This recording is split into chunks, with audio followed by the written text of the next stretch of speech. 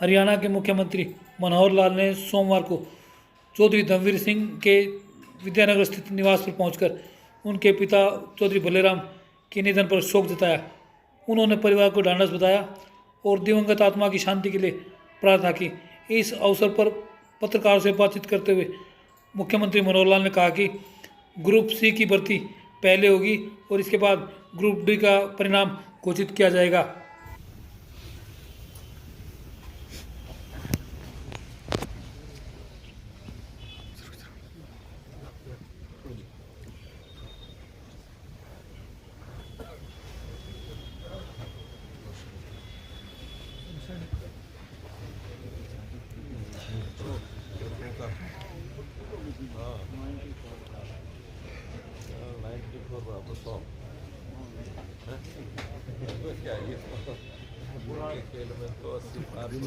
बुजुर्गों की पुरानी उम्र का बेरा भी मिला इसलिए तो सोए हो गए।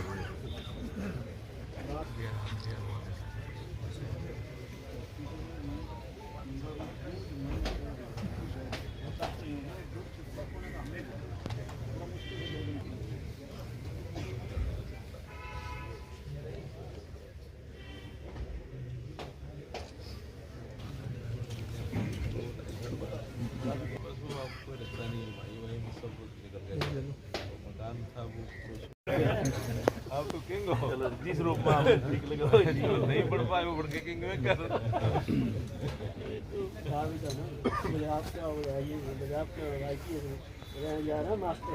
मारा डंडे कैसे कोई आईएएस बढ़ जाए।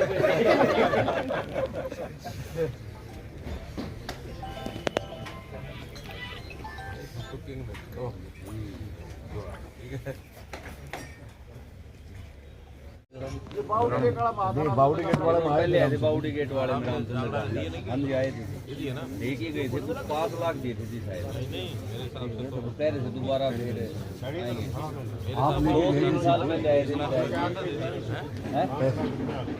नहीं ज्यादा थे उस टाइम तो इतने ही थे। नहीं उन्होंने कहा था वो देख के आए थे। पता कर चक्कर लेंगे सर इसको डी को में चक्कर लेना क्योंकि नहीं उनके राम जो झगड़ा एमपी फंड में वो तो एक ही जगह से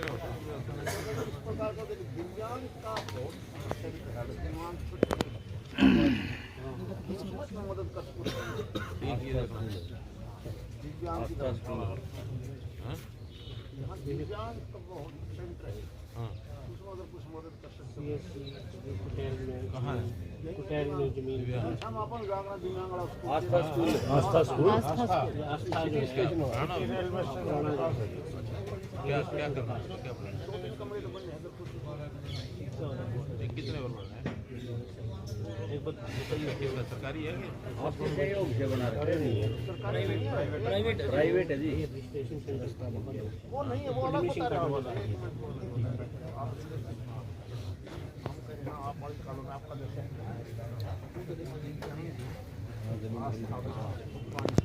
आपस में जमीन तो दान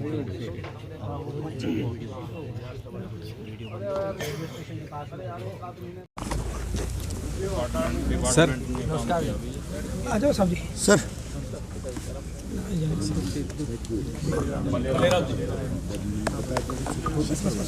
नमस्कार सर, आराम से।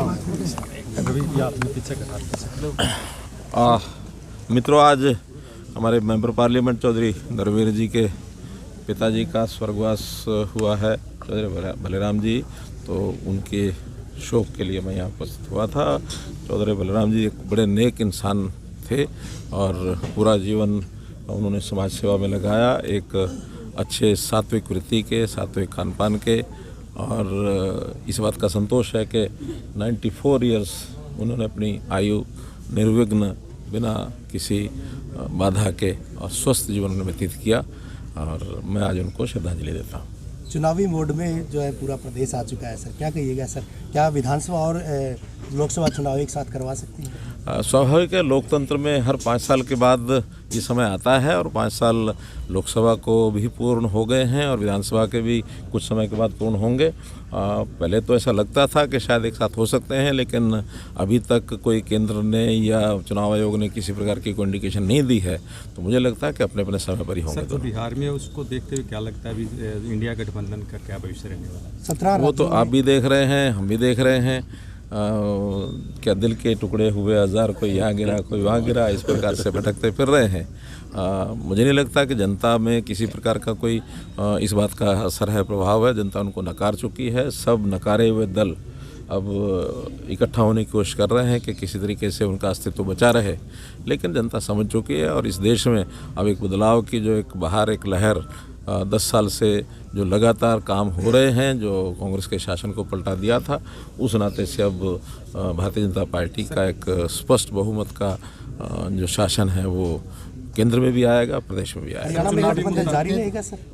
देखिए, ये रणनीति की बातें हैं, बाद में बताएंगे। केजरीवाल आए थे कल जेंद, उन्होंने कहा कि बिजली पानी हमारा कोई इरादा नहीं है, वो राजनीति करते रहे, जनता उनको नकारती रहेगी। हरियाणा की जनता तो उनको स्वीकार करती नहीं, निश्चित रूप से। क्या रहने वाला है सर? स्वच्छ शासन प्रशासन, पारदर्शिता और लोगों की खास करके जो गरीब समाज है, जो वंचित समाज है, अंत्योदय के नाते से हमारी योजनाएं चल रही हैं, उसको प्राथमिकता तौर पर आगे बढ़ाएंगे कि हर व्यक्ति को मुख्य धारा में आने का अवसर मिले।